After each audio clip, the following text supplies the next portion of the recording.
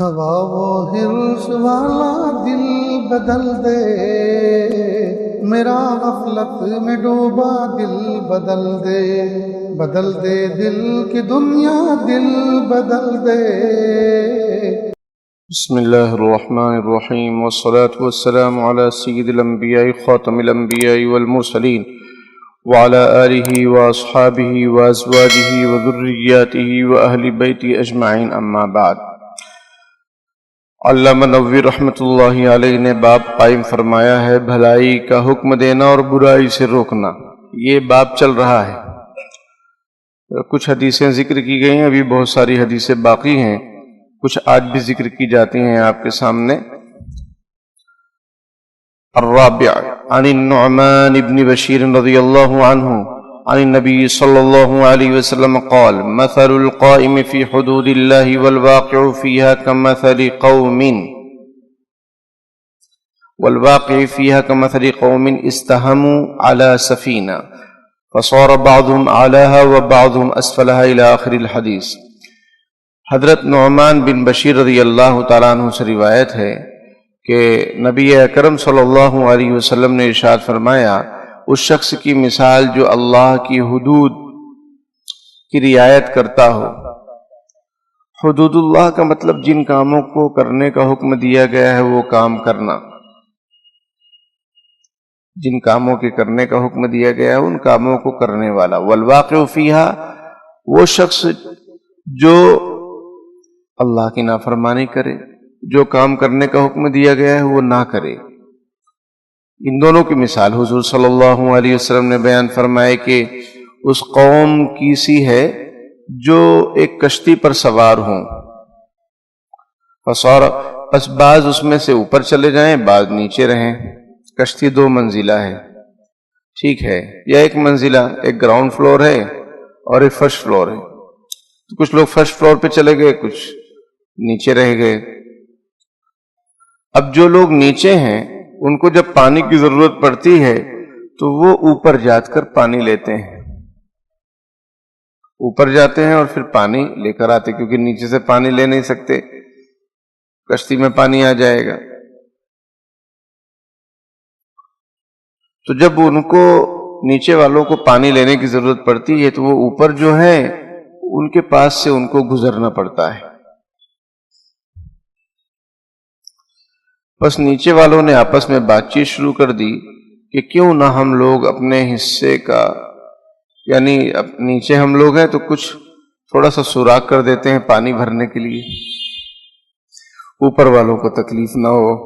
وَلَمْ نُؤْذِ مَنْ فَوْقَنَا، جو ہمارے اوپر ہیں ان کو تکلیف نہ ہو، کیونکہ ہم لوگ جب اوپر جاتے ہیں تو ان کو ڈسٹرب ہوتا ہے، ان کو خلل ہوتا ہے کھانے پینے میں، تو ہم لوگ کیا کرتے ہیں کہ نیچے ہی سوراخ کر لیتے ہیں اور اسی سے جب ضرورت ہو پانی لے لیں گے۔ فَإِن تَرَكُوهُمْ وَمَا أَرَادُوا هَلَكُوا جَمِيعًا، اب اوپر والے دیکھ رہے ہیں کہ یہ لوگ نیچے سوراخ کر رہے ہیں، اگر اوپر والے ان کو چھوڑ دیں ان کے ارادے پر، سب ہلاک ہو جائیں گے، نیچے والے بھی ڈوبیں گے، اوپر والے بھی ڈوبیں گے، ہم تو ڈوبے ہیں سر، ہم تم کو بھی لے ڈوبیں گے۔ وَإِنْ أَخَذُوا عَلَىٰ أَيْدِيهِمْ نَجَوْا وَنَجَوْا جَمِيعًا، رواه البخاری۔ اور اگر وہ لوگ اوپر والے نیچے والوں کے ہاتھ کو پکڑ لیں، کہہ رہے بھائی ایسا مت کرو، ہماری تکلیف اور ٹینشن مت لو، اوپر آؤ جتنا چاہے پانی لے جاؤ، سوراخ وراخ مت کرو، تو رسول اللہ صلی اللہ علیہ وسلم فرماتے ہیں سب کے سب نجات پا جائیں گے، سب بچ جائیں گے، کوئی ڈوبے گا نہیں۔ یہ مثال رسول اللہ صلی اللہ علیہ وسلم نے بیان فرمائی ان لوگوں کی جو نیک کام کرتے ہیں اور اچھا کام کرتے ہیں، شریعت سنت پر چلتے ہیں، ایک قسم یہ ہے۔ دوسری قسم وہ جو گناہ میں مبتلا ہیں، خلاف شریعت کام کرتے ہیں، ٹھیک ہے، دو قسم کے لوگ۔ اب حضور نے مثال سے سمجھایا کہ کشتی میں اگر ہوں اور نیچے والے گڑبڑ کر رہے ہیں، اوپر والے ان کو روکیں گے نہیں تو سب ڈوبیں گے۔ اسی طریقے سے معاشرے کے اندر، سماج کے اندر نیک صالح لوگ، اچھے لوگ، پڑھے لکھے لوگ، دیندار لوگ، یہ اگر گنہگاروں کو روک ٹوک نہیں کریں گے، ان کو سمجھائیں گے، بجھائیں گے نہیں، تو سب کے سب اللہ کے عذاب میں گرفتار ہو جائیں گے۔ سب پر پکڑ ہوگی، سب کی پکڑ ہوگی کہ تمہارے سامنے گناہ کیا جا رہا تھا، تم نے کیا کیا. بات سمجھ رہے ہیں؟ اب ہم یہ سوچیں جیسے کہ نیچے والوں نے یہ سوچا کہ اگر ہم اوپر جائیں گے تو اوپر والوں کو تکلیف ہوگی، تو انہوں نے نیچے سوراخ کرنا شروع کر دیا. ہم یہ سوچیں کہ اگر ہم کسی کو کچھ کہیں گے کہ دیکھو بھائی ایسا مت کرو، ایسا کرو، ایسا کرو، تو اس کو برا لگ جائے گا. ہم ایسا ہی سوچتے ہیں. ہمارے معاشرے میں کیا ہے؟ منہ دیکھی کہ منہ پر اچھی بات، آپ کے منہ پہ آپ کی اچھی بات، اس کے منہ پر اس کی اچھی بات. بس کچھ کمی کوتاہی ہے اس کو ذکر نہیں کرتے، اس کو منع نہیں کرتے ہیں، روکتے ٹوکتے نہیں. آپ نے دیکھا کہ سامنے والا سونے کی انگوٹھی پہنا ہے، سونے کی چین پہنا ہے، لیکن آپ کچھ بول نہیں رہے ہیں. آپ سوچ رہے رہنے دو، بولیں گے تو برا مان جائیں گے سیٹھ صاحب، ہے نا. تو آپ جو ہے رعایت کر رہے ہیں، گناہ سے روک نہیں رہے ہیں. یہ تو ایک مثال دی میں نے، ایسے بہت سارے مثالیں ہو سکتی ہیں کہ مان لو معاشرے میں شراب کا اڈا کھل رہا ہے محلے میں، اب آپ روک نہیں رہے ہیں، اپنے کو کیا انوالو نہیں ہونے کا، یہ بہت چلتا اپنے یہاں. تو پھر بھائی کون انوالو ہوگا؟ پھر وہ رکے گا کیسے معاملہ؟ پھر چونکہ وہ کھل گیا، آپ کے بچے بھی پہنچ جائیں گے، آج نہیں تو کل، پرسوں نرسوں، کہ چلو ایک بوٹل ہم بھی لے لیں، لگاؤ دم مٹاؤ غم. سمجھ میں آئی بات؟ پیتا ہوں غم بھلانے کو، تو غم بھلانے کے لیے پینے پہنچ جائیں گے. کیوں پہنچ جائیں گے؟ کہ ہم نے روکا نہیں، ہم نے اس کو بڑا کیا، پال پوس کے دکان کو، کاروبار کو، 2 نمبر کو، تو پھر ہمارے بچے بھی اس میں پہنچ گئے. تو اس لیے یہ حضور صلی اللہ علیہ وسلم نے مثال بیان فرمائی کہ جو اللہ کی حدود کو، شریعت کو، سنت کو، حدود یعنی حد کہتے ہیں باؤنڈری کو، اللہ نے ایک حد بیان کر دی کہ یہ حلال ہے، یہ حرام ہے. الحلال بین والحرام بین. حدیث شریف میں کہ حلال بھی واضح ہے، حرام بھی واضح ہے، یہ حلال ہے، یہ حرام. تو اس کی رعایت کرنے والے لوگ اور دوسرے سب گناہگار، یعنی گناہ کرنے والے لوگ دوسری قسم کے.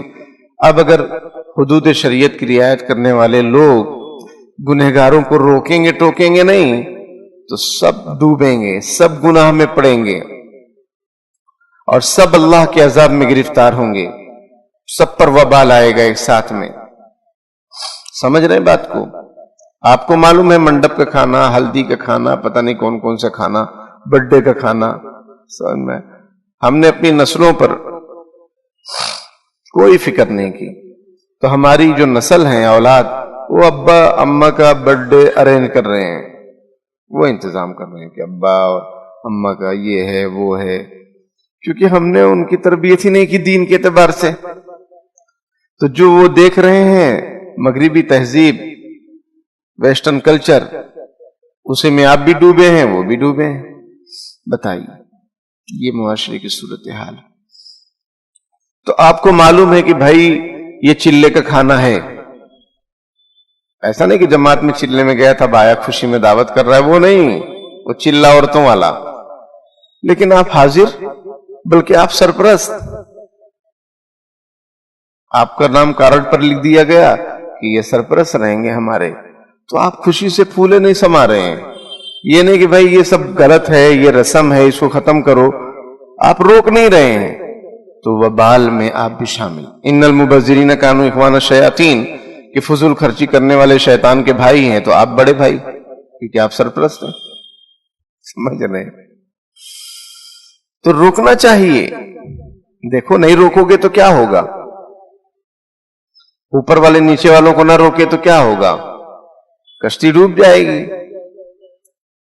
اسی طریقے سے جو لوگ دیندار پرہیزگار ہیں، علماء ہیں، صلحاء ہیں، اگر یہ روکیں گے ٹوکیں گے نہیں کہ بھائی حاجی کھانا مت کرو، عمرے کا کھانا مت کرو، بلکہ مولانا صاحب پہلے بیٹھ رہے ہیں کہ بسم اللہ کریں حضرت، ہے نا، تاکہ سب برکت پورے سب لوگوں کو شامل رہے. تو حضرت بسم اللہ کر رہے ہیں حاجی کھانے کی. یہ ختم کیسے ہوگا؟ ختم کیسے ہوگا؟ اور وبال جو آئے گا، وبال کا مطلب غریب آدمی سود لے گا، پھر وہ دعوت کرے گا، یہ رسم بڑھتی ہی جائے گی. جو نہیں کرے گا اس کو معاشرے میں برا سمجھا جائے گا کہ دیکھو حج کر کے آئے کھانا نہیں کھلائے. اور بھی بہت ساری رسمیں ہیں اس میں اگر ہم لوگ رکیں گے نہیں. لڑکی والوں کا کھانا سنت نہیں ہے، ناجائز اور حرام بھی نہیں ہے، لیکن ہم لوگ روکتے ہی نہیں بلکہ لفافہ دینا ضروری سمجھتے ہیں. میں نے پوچھا کہ بھائی لڑکی اور لڑکے دونوں میں لفافہ دینا پڑتا ہے؟ پتہ چلا دونوں میں دینا پڑتا ہے. اور کبھی کبھی ایک وقت میں 2-4 دعوتیں، اب کتنا لفافہ. بات سمجھ رہے ہیں؟ اور کچھ لوگ صرف لفافہ دینے ہی جاتے ہیں، مطلب ادھر کھا لیے کینل گارڈن میں، اب بازو میں دوسرا گارڈن ہے تو چلو وہاں لفافہ دے کر آ جائیں. سب کیا ہے؟ لفافہ دینا لینا ناجائز اور حرام. تو روکنا چاہیے، رکنا چاہیے، بچنا چاہیے، نہیں دینا چاہیے، سمجھانا چاہیے. کل ایک صاحب نے اپنا شادی کارڈ دکھایا تو میں نے کہا بیٹا اس میں دیکھو لکھا نہیں ہے کہ تحفہ نہ لائیں، تحفہ نہ لائیں یا پھر کیا، تحفہ صرف دعاؤں کا لکھا ہوا نہیں ہے، تو لفافہ مت لینا. سمجھ میں آئی بات؟ وہ کچھ لوگ تھے ان کو تھوڑا اچھا نہیں لگا. یہ کون سی بات ہے بھائی، لفافہ تو لیں گے نا، خرچہ کیسے نکلے گا؟ جیسے ایک آدمی تھے، ایک عالم صاحب تھے، حافظ صاحب، تو ہر جگہ ان کی دعوت، کیونکہ ہر جگہ ان کو فاتحہ پڑھنا تھا، ہر جگہ ان کو مطلب قرآن پڑھنا رہتا، پھر اس میں دعوت، قرآن خانے میں جگہ جگہ. ان کا انتقال ہو گیا تو ان کا بیٹا ایک مولوی صاحب کے پاس پڑھنے لگا. تو بیٹا کہتا ہے کہ مولوی صاحب مجھے قرآن سکھاؤ ورنہ میں کھاؤں گا کہاں سے. بات سمجھ رہے ہیں؟ یعنی قرآن سکھاؤ تاکہ میں ہر جگہ جا کے پڑھوں اور قرآن خوانی کروں اور کھانا پینا ہو. تو لفافہ اس لیے لیا جا رہا ہے کہ جو ہم خرچہ کر رہے ہیں وہ نکل جائے. تو کس نے کہا آپ کو اتنا خرچہ کرنے کے لیے؟ مد رجلیک علی قدر بساطتک، یہ عربی میں کہاوت ہے، اپنے پیر اتنا ہی پھیلاؤ جتنی چادر ہے. لیکن نہیں، پورا خاندان پورا کامٹی دعوت دیں گے اور انکمنگ فری ہے. پھر اب دھیرے دھیرے آن لائن کا زمانہ آ رہا ہے تو یہ بھی ہو سکتا ہے کہ وہ اسکینر لگا دیا جائے جگہ جگہ کہ بھائی لفافہ دینے میں شرم آتی، لینے میں بھی شرم آتی، تو کسی کو پتہ ہی نہ چلے، اسکینر کر دیے. سمجھ میں آئے؟ آنکھوں میں اشارے ہو گئے، ہم تمہارے تم ہمارے ہو گئے. اسکینر سے سب ہو جاتا ہے فٹافٹ، وہ پتہ بھی نہیں چلتا کس نے کتنا دیا. تو اس میں کیا ہے کہ لفافہ دینے لینے میں آج کل وہ ویڈیو بن جا رہا ہے، فوٹو کھینچ لے رہے ہیں کہ دیکھو لے رہے ہیں لفافہ. اسکینر میں پتہ ہی نہیں چلے گا کس نے کتنا دے دیا. تو یہ اگر اس پر روک ٹوک نہیں ہوگی تو آپ دیکھ لینا، یہ میرا دعویٰ ہے اللہ کے گھر میں اسکینر شروع ہو جائیں گے. اور کہیں کہیں تو شروع ہو گئے ہیں.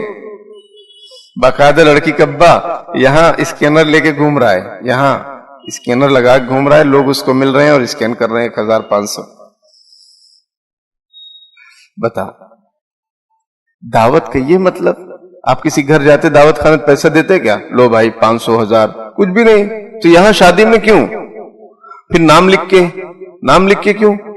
اگر واقعی آپ کا دوست کوئی بہت محتاج ہے، غریب ہے، ضرورت مند ہے، آپ اس کی مدد کر دو اکیلے میں. یہ کیا کہ لفافہ، کیونکہ 500 دینا ہے تو 500 لینا ہے، 510 لینا ہے، 550 لینا ہے. یہ تو سود ہو گیا. 500 کسی کو آپ نے دیا اور کہہ رہے ہیں کہ 550 واپس کرنا، تو یہ کیا ہے؟ انٹرسٹ نہیں ہے، حرام ہے. کیا ہو رہا ہے معاشرے میں؟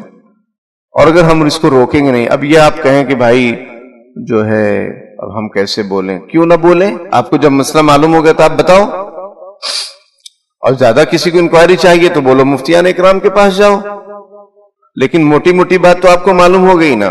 اسی طرح سے ایک موٹی بات یہ کہ عورت کا جنازہ ہو اور قبرستان میں قبر کے پاس جب اس کو اتارا جانا لگے تو غیر محرم لوگوں کو ہٹ جانا چاہیے. یہ سب کو معلوم ہے، لیکن کھڑے ہیں بت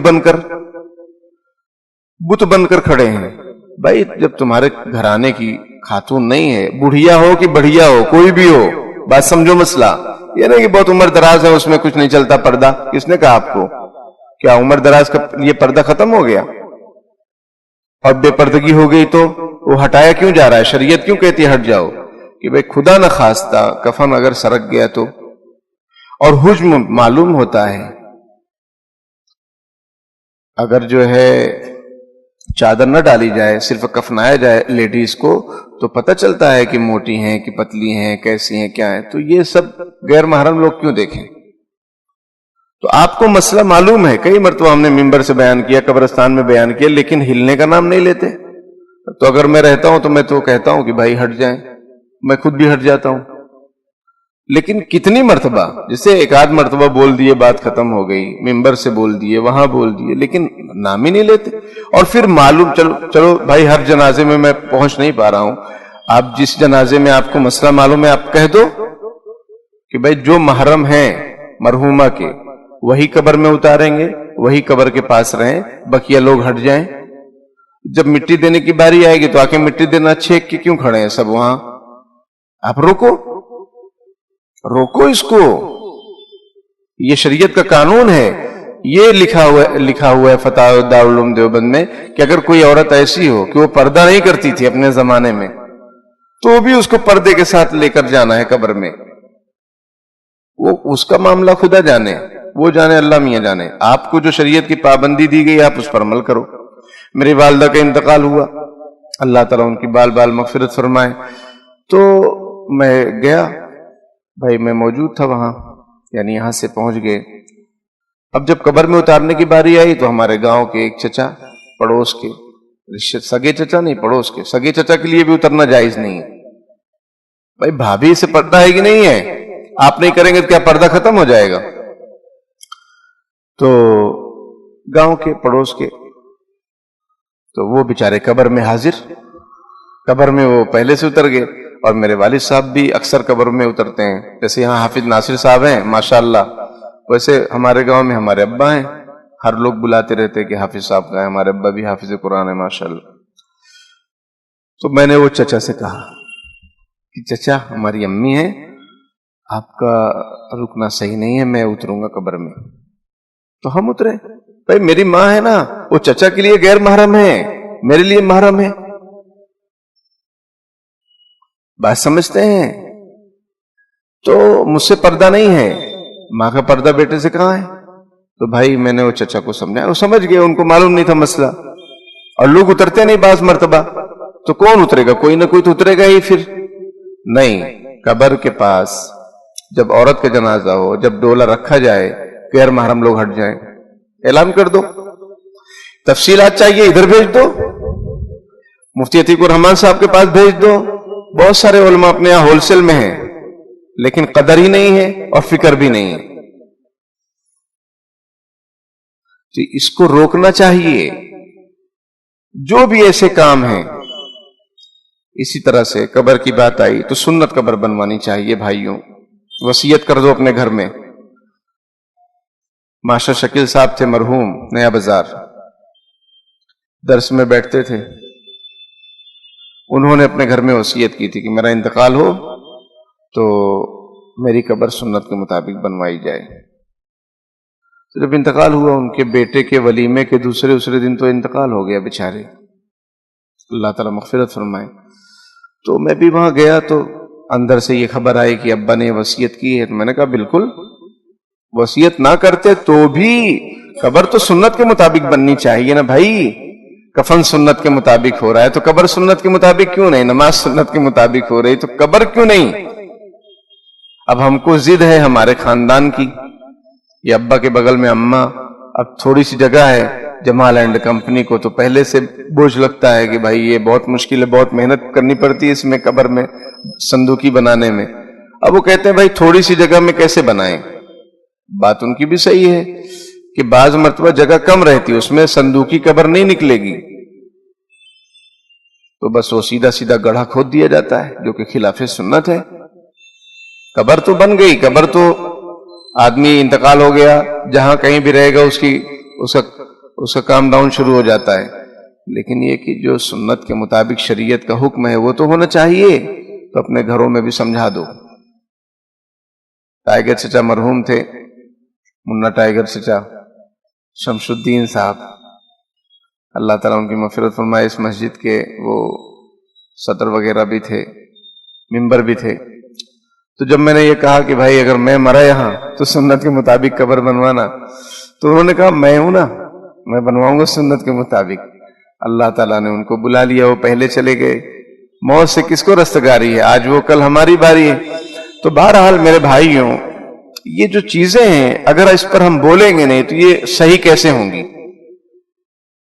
یہی نبی اکرم صلی اللہ علیہ وسلم سمجھانا چاہ رہے ہیں کہ نیچے والے گڑبڑ کر رہے ہیں، اگر اوپر والے سوتے رہیں تو پھر وہ پانی پوری کشتی میں بھر جائے گا، پہلے نیچے والے ڈوبیں گے پھر اوپر والے۔ یہی معاشرے کے اندر یہی بات ہے، یہی کام ہے، یہی فکر ہونی چاہیے ہر ایک کو کہ بھائی جو کوئی بھی معاشرے کے اندر گڑبڑی آ رہی ہے اس پر روک ٹوک ہونی چاہیے، کوئی مانے نہ مانے اس کا معاملہ، آپ کا کام ہے صحیح بات بتلا دینا۔ ابھی آگے روایت آ رہی ہے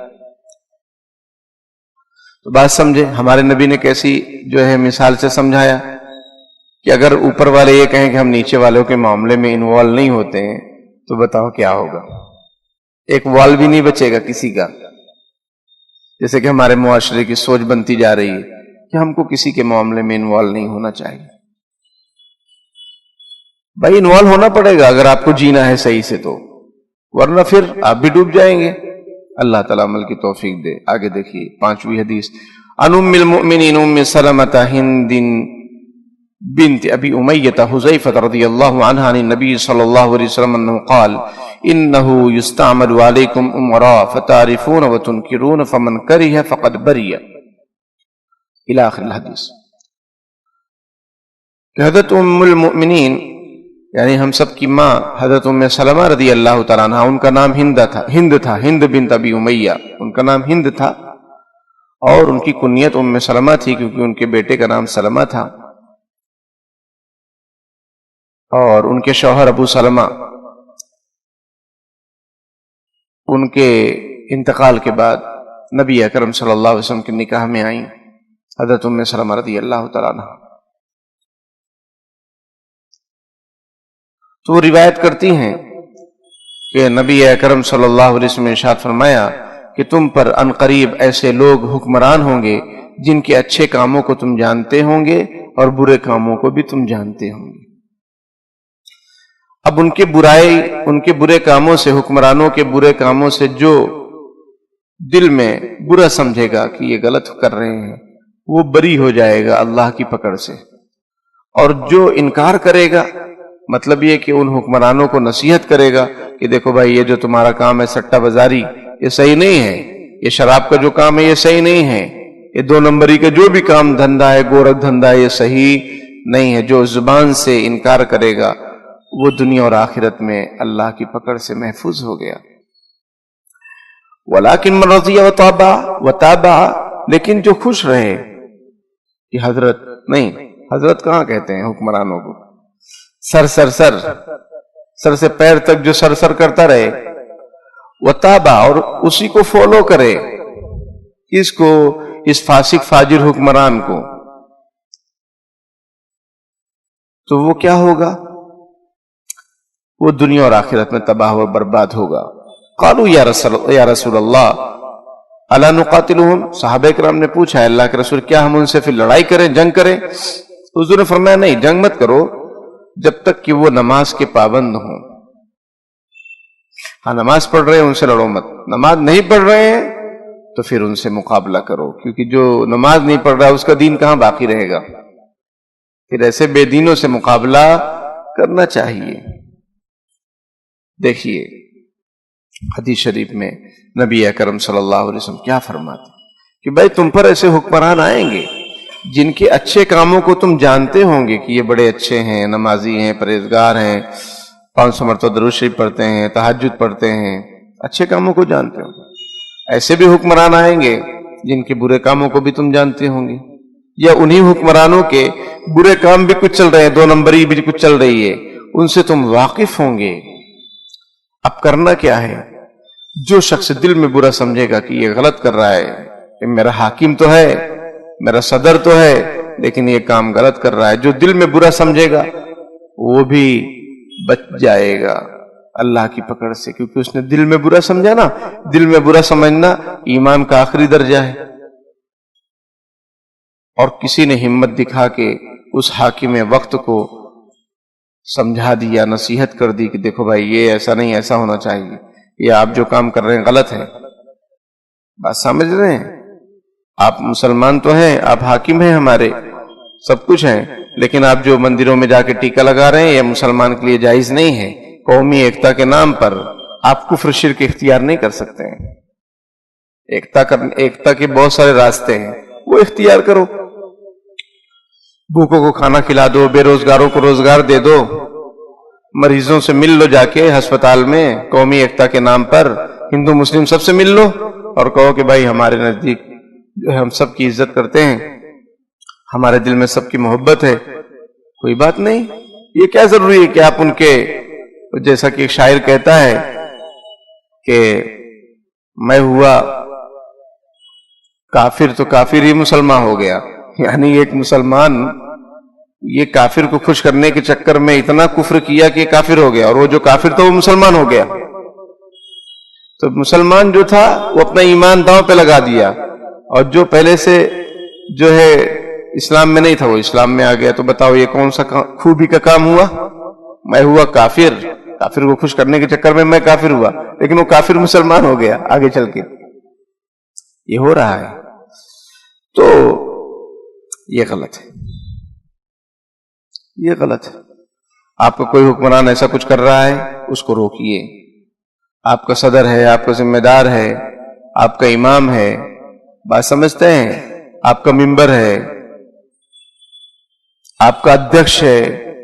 اگر غلط کام کوئی کر رہا ہے اس کو روکو ٹوکو. یہ دل میں برا سمجھو تب تو ٹھیک ہے، لیکن آپ کہہ رہے آپ بہت اچھے ہیں، آپ تو بہت اچھے ہیں، یہ بہت قوم کے ہمدرد ہیں، آپ ان کے برے کاموں سے راضی ہیں، تو پھر آپ اس میں شامل ہیں، ان کی برائی میں اور گناہ میں بھی شامل ہیں. اور اگر آپ ان کے تابع بن جائیں، ان کی غلامی کرنے لگ جائیں، تو پھر آپ کی خیر نہیں ہے. جو پکڑ اس کی ہوگی وہ پکڑ آپ کی بھی ہوگی. یہ دیکھو شریعت کیا کہتی ہے.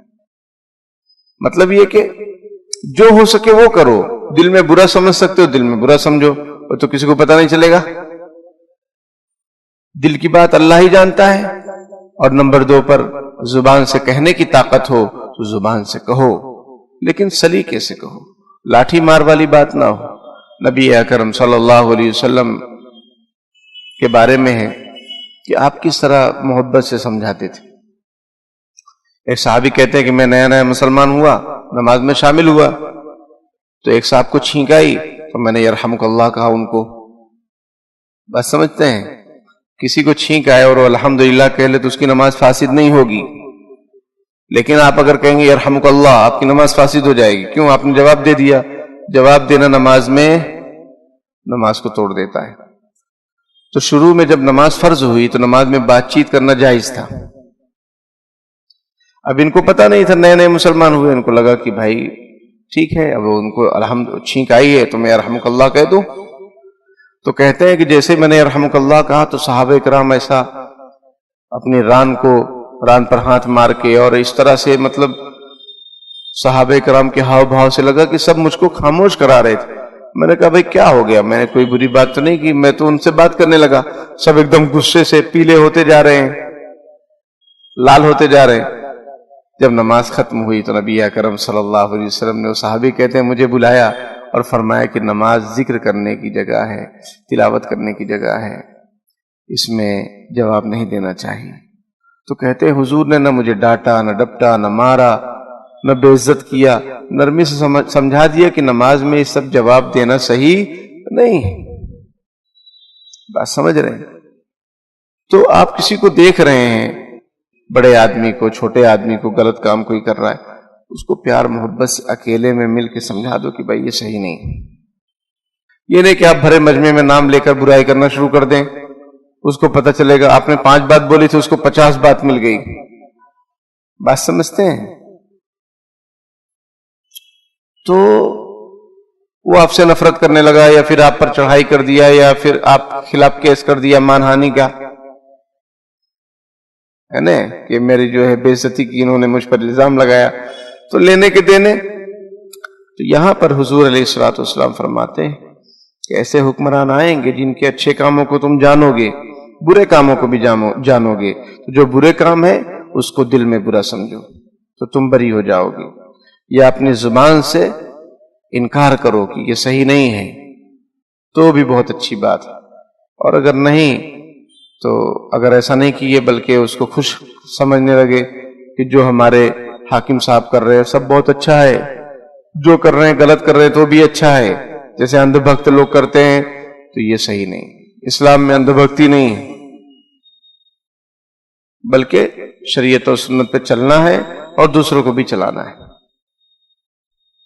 اللہ تعالیٰ عمل کی توفیق عطا فرمائے، آمین۔ وآخر دعوانا الحمدللہ رب العالمین۔ کسی کوئی سوال ہو پوچھ سکتے ہیں؟ جی کیا سوال؟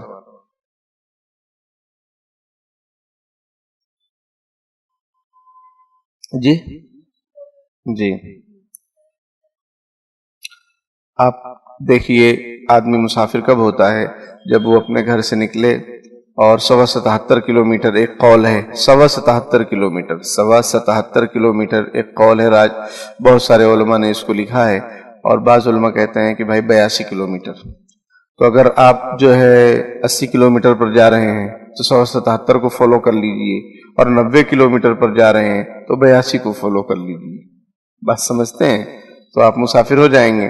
یہ نہیں کہ 80 کلومیٹر جا رہے ہیں تو اب آپ 82 کو مان لے رہے ہیں تو آپ مسافر نہیں ہو رہے ہیں، ایسا نہیں۔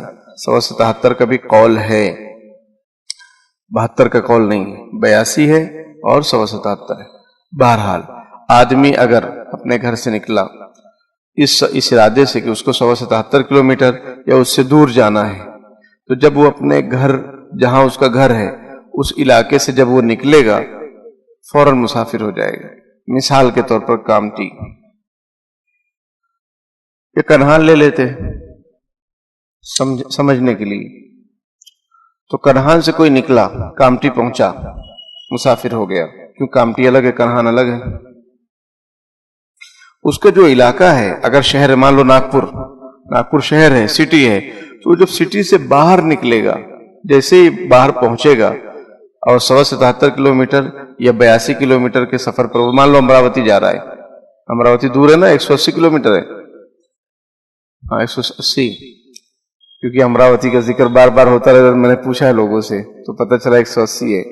تو اب آپ ناگپور شہر سے نکلے یا کامٹی سے نکلے، کامٹی کی حدود کو آپ نے پار کیا، جب تک کامٹی میں ہے آپ، کامٹی جو ہے بس اسٹاپ پر ہیں، ریلوے اسٹیشن پر ہیں، آپ مسافر نہیں ہیں، لیکن آپ کامٹی کی حدود سے نکل گئے، اب کامٹی کا حدود جتنا ہے آپ سمجھ لیجئے، اس لیے میں نے کہا کنہان سے نکلے کامٹی آئے، تو کنہان الگ علاقہ ہے، کامٹی الگ علاقہ ہے، تو آپ مسافر ہو جائیں گے۔ اب آپ کو اگر کوئی نماز پڑھنی ہے تو 4 کی جگہ 2 رکعت پڑھنی ہے، 3 وتر ہے تو 3 پڑھنی ہے، مغرب بھی 3 پڑھنی ہے، سنت پڑھنے کا موقع ہے تو سنت پڑھنی ہے لیکن پوری، اس میں کوئی قصر نہیں۔ تراویح پڑھنے کا موقع ہے، تراویح پڑھنی ہے پوری 20 رکعت، ایسا نہیں کہ 10 رکعت اور 8 رکعت۔ اور اگر آپ اس سے کم جا رہے ہیں، 70 کلومیٹر پر جا رہے ہیں، 75 کلومیٹر سفر کر رہے ہیں، بٹی بوری جا رہے ہیں، پتہ نہیں کتنا کلومیٹر ہے وہ، ایک خواسا جا رہے ہیں، خواسا کتنا ہے 50، 60 65 مان لو، 70 مان لو، تو خواسا جانے سے مسافر نہیں ہوں گے، کیونکہ 77 کلومیٹر ہونا چاہیے، یہ اس سے زیادہ۔ تو جب تک آپ جائیں گے سفر میں، جب تک رہیں گے آپ مسافر رہیں گے، قصر کرنا ہے۔ وہاں پہنچنے کے بعد، امراوتی پہنچنے کے بعد، اگر آپ 15 دن یا اس سے زیادہ رہنے کی نیت ہے آپ کی تو آپ مقیم ہو جائیں گے۔ مطلب اب اگر آپ اکیلے نماز پڑھیں گے تو آپ پوری نماز پڑھیں گے، اور امام کے پیچھے پڑھیں گے تو مسافر ہونے کی حالت میں بھی پوری ہی پڑھنا ہے، امام کو ہی فالو کرنا ہے۔ لیکن آپ 15 دن سے کم کی نیت ہے، اگر آپ کی 10 دن کی نیت ہے، 12 دن کی نیت اگر آپ کی امراوتی میں رہنی ہے، 3-4 شادی اٹینڈ کرنی ہے، تو آپ مسافر نہیں ہوں گے، آپ مسافر ہی رہیں گے، مقیم نہیں ہوں گے۔ امام کو تو امام کے پیچھے تو امام کو فالو کرنا ہے، لیکن اکیلے نماز پڑھ رہے ہیں تو آپ قصر ہی کریں گے۔ یہ نہیں کہ بھائی میں تو بنگلے میں ہوں، میں پوری نماز پڑھوں گا، تو نماز ہی صحیح نہیں ہوگی، واجب الاعادہ ہوگی، پھر سے اس کو لوٹانا پڑے گا، قصر ہی کرنا ہے۔ ہاں حالت اطمینان ہو تو سنت پڑھنی ہے، حالت اطمینان نہیں ہے مطلب یہ کہ جلدی جلدی اپنے کو امراوتی، پھر اس کے آگے اکولا، پھر یہاں وہاں جانا ہے، سنت پڑھنے کا ٹائم نہیں ہے، تو سنت چھوڑ سکتے ہیں، لیکن واجب تو کمپلسری ہے. اور فجر کی سنت بھی نہیں چھوڑنا چاہیے، کیونکہ 2 رکعت ہے، 4 رکعت، کیونکہ اس کی بہت اہمیت ہے. حدیث شریف میں ہے کہ تم کو گھوڑے روند بھی ڈالے تو بھی فجر کی سنت نہ چھوڑیں. اس لیے شریعت میں حنفیہ کے نزدیک یہ مسئلہ ہے کہ جماعت کھڑی ہو جائے تو آپ پہلے سنت پڑھ لو فجر کی. اگر آپ کو یقین ہے کہ امام کو مل جائیں گے آپ سلام سے پہلے، تو فجر کی سنت پڑھ لو، پھر نماز میں شامل ہو. 1 رکعت چلی جائے کوئی بات نہیں، کیونکہ اس کی بہت تاکید ہے. لیکن ظہر میں ایسا نہیں ہے کہ نماز کھڑی ہونے جا رہی تو آپ سنت نہیں پڑھ سکتے. جمعہ میں ایسا نہیں ہے کہ اب جمعہ میں امام صاحب جو ہے خطبہ پڑھنے کے لیے جا رہے ہیں یا جمعہ پڑھانے کے لیے جا رہے ہیں تو آپ سنت پڑھنے لگ جائیں، بعد میں پڑھ لو. نماز کے بعد مطلب یہ کہ جیسے ظہر کی سنت چھوٹ گئی، آپ آئے تو 1 منٹ باقی، 1 منٹ میں 4 رکعت ہوگی نہیں، آپ بیٹھ جائیں، فرض پڑھیں، اس کے بعد 2 رکعت سنت پڑھیں، ظہر کے بعد کی 2 سنت، اس کے بعد 4 رکعت سنت پڑھ لیں جو پہلے کی چھوٹی ہوئی ہے. وہ قضا نہیں ہے، وہ تو ادا ہی ہے، بس ترتیب بگڑ گئی. جب ترتیب بگڑ گئی تو ظہر کے 4 رکعت کے بعد جو 2 رکعت کی سنت کی جو ترتیب ہے اس کو مت بگاڑو، آپ اس کو اس کی جگہ پر رہنے دو. یہ 4 سنت کو 2 سنت کے بعد پڑھو، یہ مسئلہ ہے. سمجھ گئے؟ جی جی بالکل پوچھیں.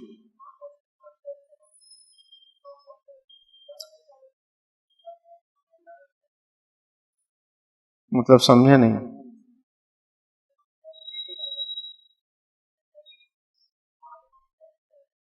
اچھا،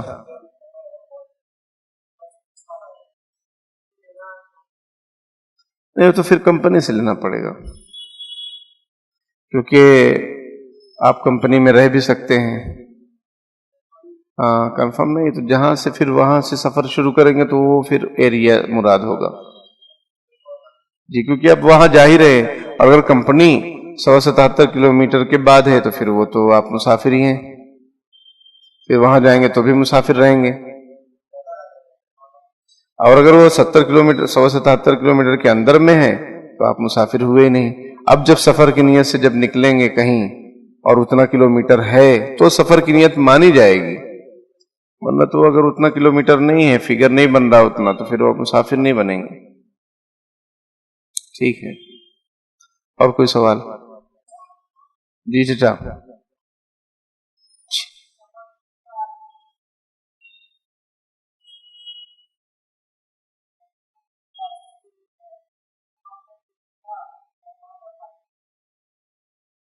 اسی دن آ جائے، ہاں وہ بھی قصر جب تک پھر وہاں، یہ بہت اہم مسئلہ ہے یہ ہر سفر کے لیے. جیسے آپ مکہ مدینہ جا رہے ہیں عمرہ کرنے تو آپ مسافر ہی رہتے ہیں، 7 دن مکہ 7 دن مدینہ. تو جب تک آپ کامٹی کی حدود میں داخل نہیں ہوں گے تب تک آپ مسافر ہی رہیں گے. مثال کے طور پر کامٹی والے ناگپور پہنچ گئے ایئرپورٹ پہ، وہ مسافر ہی رہیں گے. جب کامٹی کی حدود میں داخل ہوں گے، حدود یعنی جو جغرافیہ کے اعتبار سے کامٹی شہر جتنا اس کا چھتر فل ہے نا، تو اس کے جب کامٹی کی حدود میں داخل ہوں گے تو آپ مقیم ہو جائیں گے، آٹومیٹک، نیت کرنے کی ضرورت نہیں، کیونکہ آپ کا یہ وطن ہے. ایسا ہے، وہ واپسی میں بھی آپ مسافر ہی رہیں گے، قصر ہی کرنا ہے.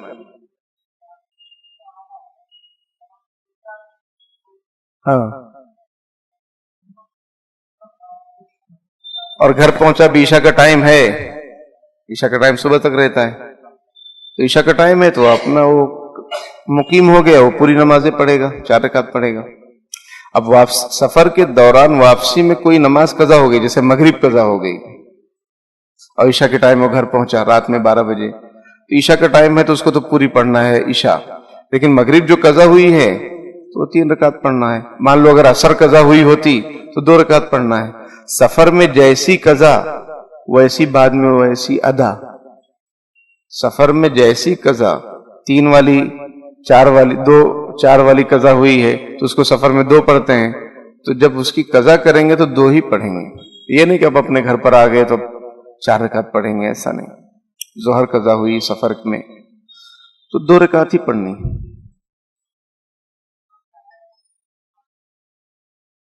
عشاء کا وقت باقی ہے یا مغرب کا وقت ختم ہونے سے پہلے آپ پہنچ گئے؟ یا عصر کا وقت ختم ہونے سے پہلے پہلے پہنچ گئے آپ گھر پہ، تو آپ کو 4 رکعت پڑھنا ہے. یا اپنے گھر پر پہنچ گئے لیکن پڑھے نہیں،